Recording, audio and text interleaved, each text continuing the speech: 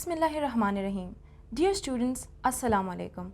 I'm your host Talia and I welcome you to a series of program of BS level for biology students who are taking the subject under the code 4401. Students, this is the second program of our second series and I'm sure that you have enjoyed learning the marvelous facts of life so far. Let's welcome our expert. Assalamu alaikum, Dr. Azad. Wa alaikum assalam. Sir, would you kindly brief us about the topic that we'll be discussing today? Yes, today we are going to have the continuity of our last topic, and in the first segment of our programs we'll be discussing about the different terminology used in genetics, and in the second part we will be discussing about the crosses, genetic crosses, that is the mono and dihybrid crosses. Talia, if I'm going to start with you, can you define a gene? Well, gene is the unit of inheritance. It's a segment of DNA which controls a specific trait. Excellent. So you have given us the physiological definition of a gene. That is a segment of DNA which is going to control a single trait. So this is the most famous and most common definition, that is the unit of inheritance. There are two more definitions of gene. One is the structural definition, and that is the gene is defined as a unit of recombination. Another definition is a structural definition, that is, it is a unit of recombination. This is the smallest segment of a chromosome or the DNA that can separate from the adjacent part during the process of crossing over. There is a third definition of gene that is called as functional definition, a segment of DNA concerned with synthesis of a single polypeptide, and this polypeptide is going to give us proteins and enzymes, and every reaction is controlled by that. So going to our slideshow with different terminology we are going to use in genetics. So the first most common, that is the definition of gene, as we have discussed. So here we have placed for you a simple definition that genes are sections of chromosomes that are directions to make specific protein, like hair color genes giving the directions for the color of hair, hair texture gene, eye color gene, height and skin color genes giving the direction to have a specific trait.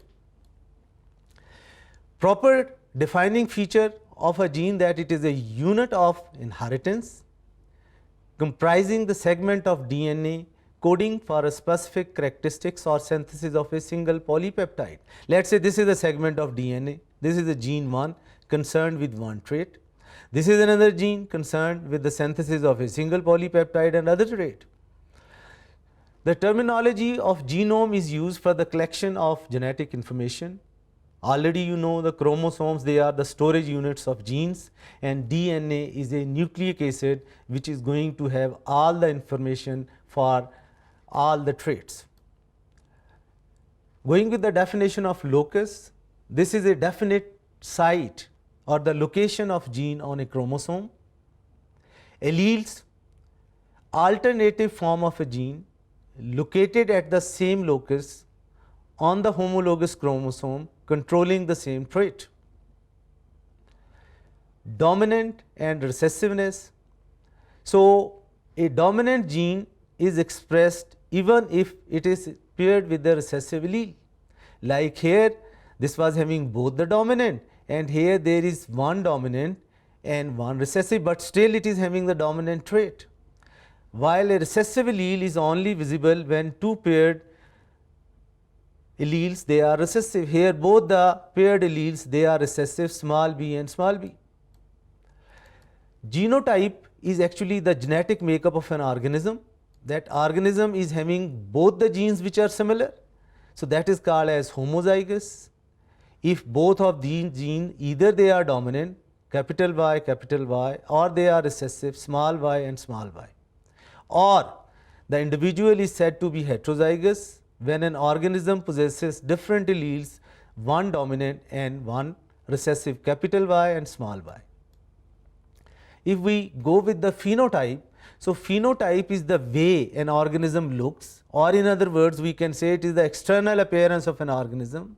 So like red hairs or brown hairs, and the genotype that these red hairs and brown hairs, they are given by which gene combination or allele combination, that is both the dominant, one recessive, or both the recessive.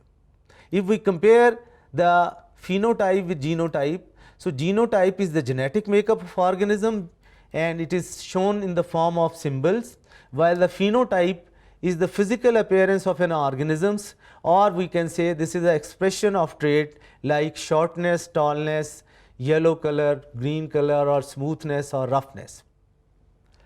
Heterozygous is defined if the two alleles for a trait they are different, one dominant, one recessive, and homozygous if the two alleles they are the same. So homozygous is further classified into homozygous dominant if both the alleles they are dominant, or homozygous recessive if both the alleles they are recessive.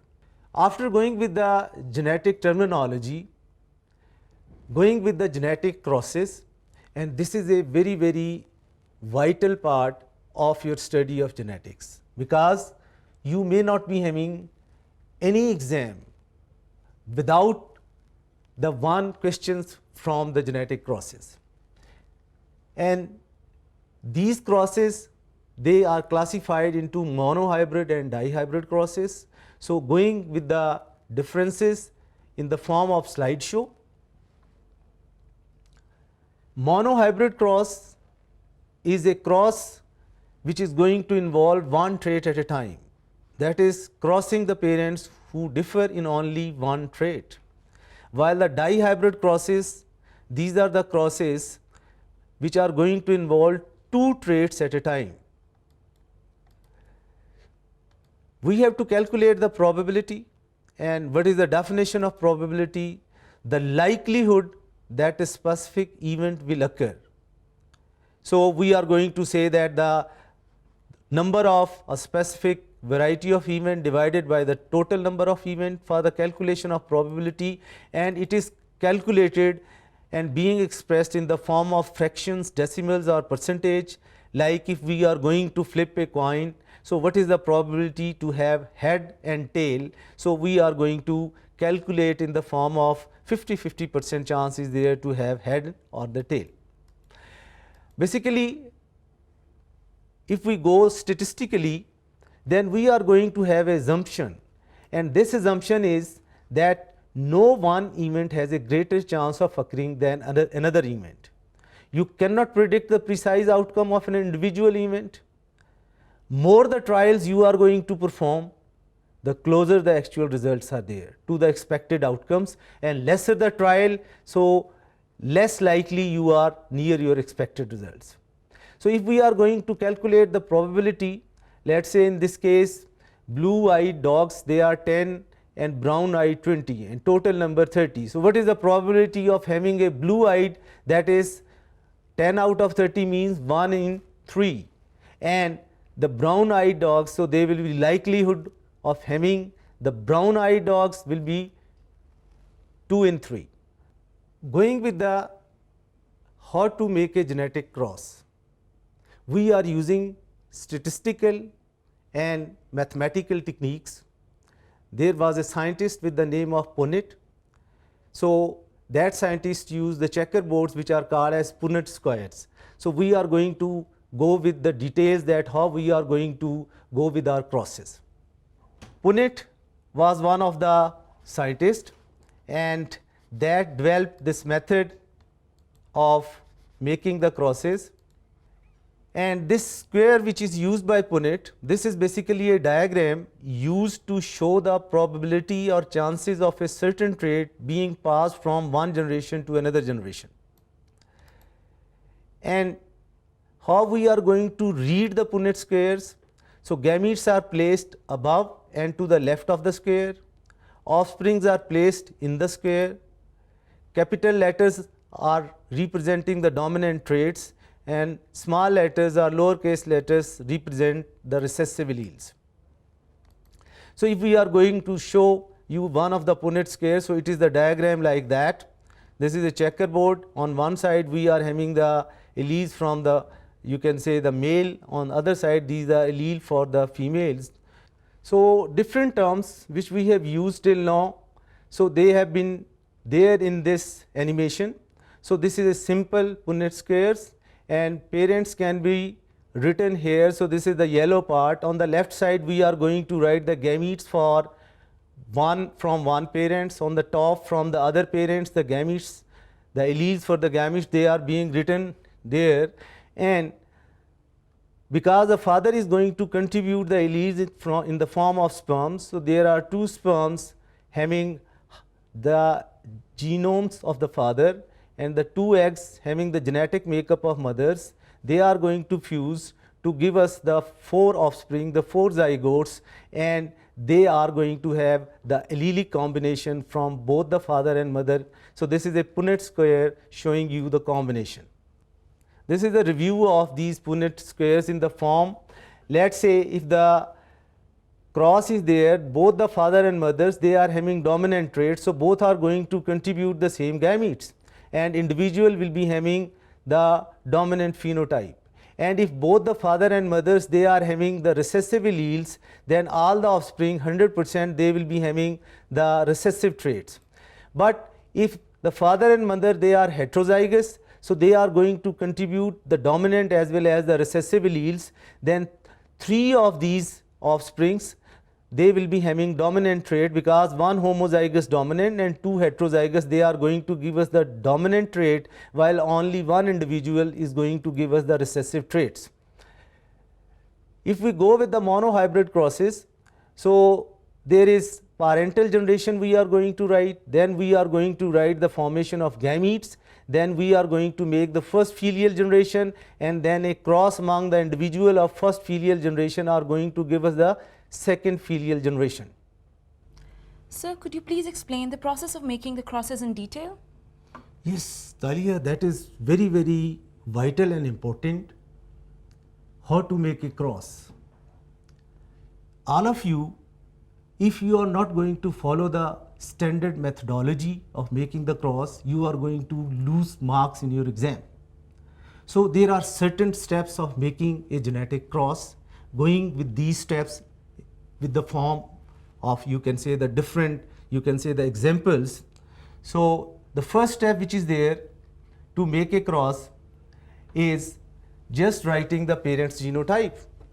So if we are going to discuss one of the situation that a woman with brown eyes marries a man with blue eyes. Brown eyes is dominant over the blue eyes, both the parents are pure breed. So what will be the offspring? So first we have to choose the allele, and because the brown eyes is the dominant, so we are going to use capital B for brown eyes, and blue is a recessive trait, so we are going to use small b for the blue eyes. And the first step in making a cross to write the parent's genotype. So mother is going to have dominant phenotype, so written as capital B and capital B, father recessive small b and small b. Second step is to write the alleles, and here at the time of gamete formation, so these alleles are going to separate and segregates, and one gamete is going to receive only one allele. The third step is to draw a Punnett square. This shows the genotype produced in the first filial generation. So these are the two gametes contributed by the mother and these by fathers. They combine together, and then we have to calculate the percentage and ratios. In this case, 100% individuals, they are going to have the heterozygous genotype, and 100% they will be having dominant trait, that is the blue, that is the brown eyes. So going with another example, a plant with the pink flower is crossed with a plant with white flowers. All the flowers produced in their offspring have pink. So what you are going to conclude, that if all the flowers they are having pink, it means the dominant trait is pink. So if question is asked which allele is dominant, so definitely you are going to say straightforward that this pink flower is dominant because they are 100% in the first filial generation. And here this is the pink flower with the dominant alleles, and this is the white flower with the recessive allele. All of these are heterozygous having the dominant trait. Again, here in this case, if purple flower is crossed with the white flowers, purple flower is having the dominant, you can say, the genotypes. So if we go with the second filial generation, that is the hybrid is being crossed from the F1, then we are going to have the two variety of the gametes having the capital R and gametes having the small r. Similarly is the case from here. So here in this case we will be having genotypically 25% homozygous dominant and 50% these are the heterozygous and 25% they are homozygous recessive. But phenotypically, so these are three of these, they will be having the dominant trait and one will be having the recessive trait. Sometimes you are given certain problems to solve, and one of the problem which is commonly given to you, that they are going to give you a phenotype, the dominant phenotype, and then you are asked to tell what is the genotype of that individual. So which cross you are going to perform? Think about for a moment. Okay, so you must have thought, yes, you are right. So we are going to perform the test cross or back cross to solve this problem. So what a test cross and back cross is there, going with our slideshow. So basically a test cross is going to tell the difference between the homozygous and heterozygous individuals that have a dominant phenotype. And let us say if in this case the roundness is a dominant trait over the wrinkledness, and if this is a round seed dominant trait and you are just given the information that an individual is tall, what is the genotype? So you have to cross this individual with homozygous recessive. If the individual is homozygous dominant, then all the offspring they will be tall, and if the individual under question is heterozygous, then half of the offspring will be having the dominant trait tall and half of the offspring they will be having recessive trait, that is the dwarf. So that is going to give us the question under study. Looking at another situation of coat color in mice, so they are having the traits, two traits, that is the gray color and white color. So gray color is dominant over white, so there are two genotype, capital G, capital G, capital G with small g, that is the homozygous and heterozygous, both of these are gray. If you are given a gray mice and asked, so what will be, you can say that its genotype, then you are going to perform the test cross. If the gray mice that is going to have this homozygous dominant, then all the 100% offspring that will be having the dominant trait, that is the gray color. And if this individual under question is heterozygous, then the 50% will be having gray color and 50% will be having white color. Going with the dihybrid process, in the dihybrid process we are going to have two traits at the same time. So like here we are going to follow one trait, that is the texture of seed, round or wrinkled seed. Another is the color of seed, that is the green or the yellow seeds. So this is a complicated cross in which we are going to go with the 4 alleles from father and 4 alleles from mothers. If we are going to make the cross between this purple flower and the white flowers, so here the purple flower will be having the dominant phenotypes with both the capital P and capital P, while the white flower is going to have the recessive genotype, that is both the small p and small p. So both of these they are going to form the gametes, and according to the Mendelian's law of segregation, the gametes are going to segregate and separate from each other, and so these are the gametes from the, you can say, this purple flower, and these are the gametes from the white flowers. Then what is going to happen, that there is combination of all of these genes from both of these, and as a result of this combination all of these heterozygous individual with one dominant allele and one recessive allele is produced. So we can predict their phenotypes because all of these are heterozygous, so all of these must be having the dominant phenotypes. So this will be again a purple flower, all of these will be purple flower because all of these are heterozygous, and in the heterozygous state what is there, basically this is the dominant character which is going to appear.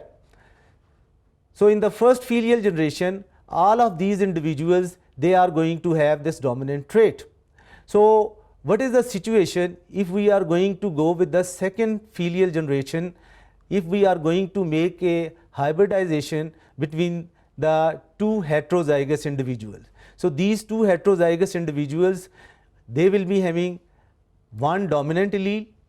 So if we are going to go with the, this is the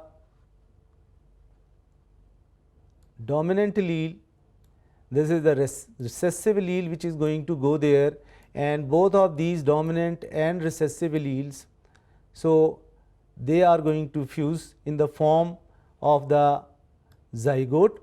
And here what will be the, you can say, the genotype of these individuals? Here this capital P is going to combine with this capital P, and this will be the genotype. Here this capital P is going to combine with small p, so heterozygosity is there. Here again this capital P is going to combine with this small p, heterozygosity is there. And here this small p is going to combine with this small p, and again the heterozygosity is, homozygosity is there. So this is the homozygous recessive one individual. So three are having the dominant gene, and only one is going to have this recessive genes. So if we are going to go with their phenotypes, so here because both the dominant genes are there, so it will be having dominant phenotype.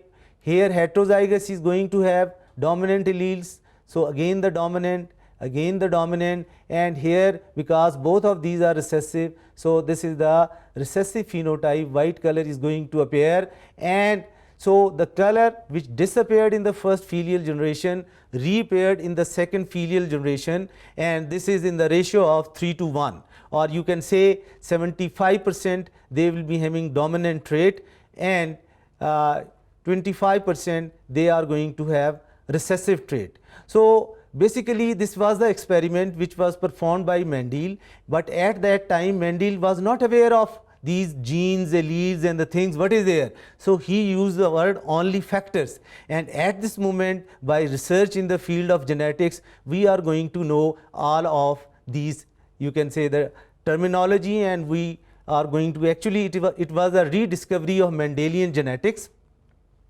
So here if we are going to combine two traits in case of dihybrid cross, one trait about the texture, that is the roundness and the wrinkleness, other about the color, that is the yellow with green.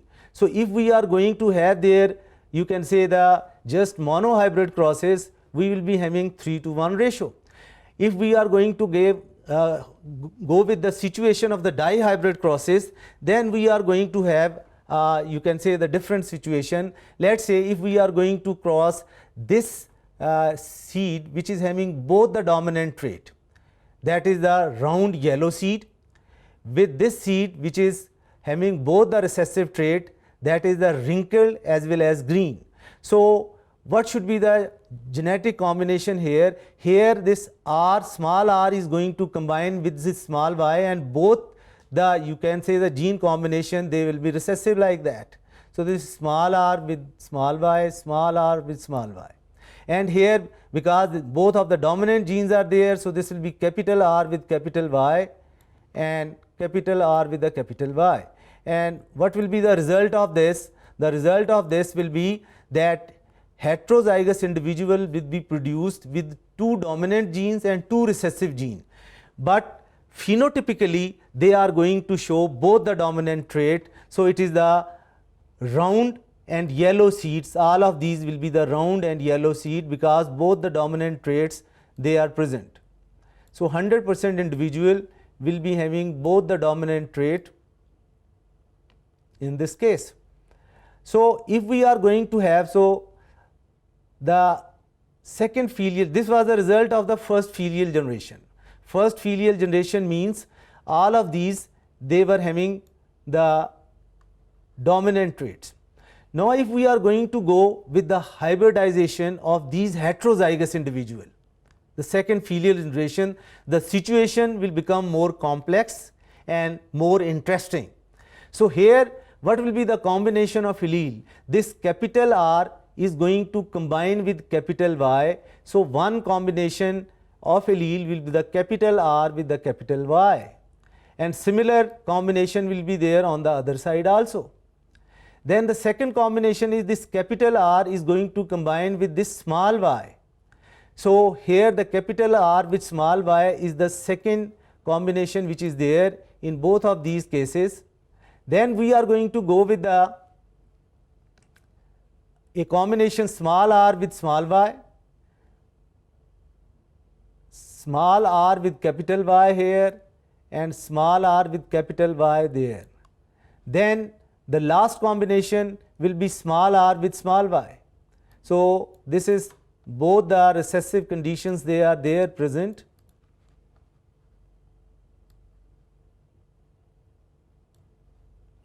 And then again the hybridization, fertilization is going to occur, and as a result of this there will be the combination of, you can say, the genotypes, and this is going to give us a very interesting combination.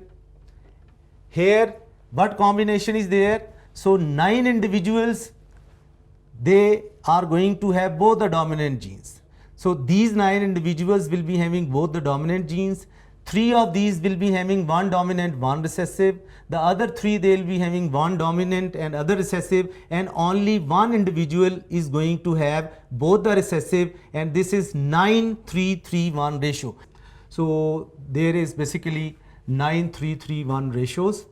9 individual both the dominant trait, 3 individual with one dominant, one recessive trait, other 3 with one dominant and one recessive trait, and one individual with both the recessive traits. Well, thank you so much, sir, for such a full of knowledge and interesting lecture. Welcome. So students, in today's lecture, we discussed about genetic terminology, genes, locus, alleles, genotype, phenotype. Then we also discussed about dominant and recessive alleles, and finally we covered monohybrid and dihybrid crosses in detail. I'm sure, like always, new dimensions of knowledge have dawned upon you with accuracy and acute comprehension. Now your host, Talia, would sign off from the program. Inshallah, see you in the next program. Till that time, take care and Allah Hafiz. Allah Hafiz.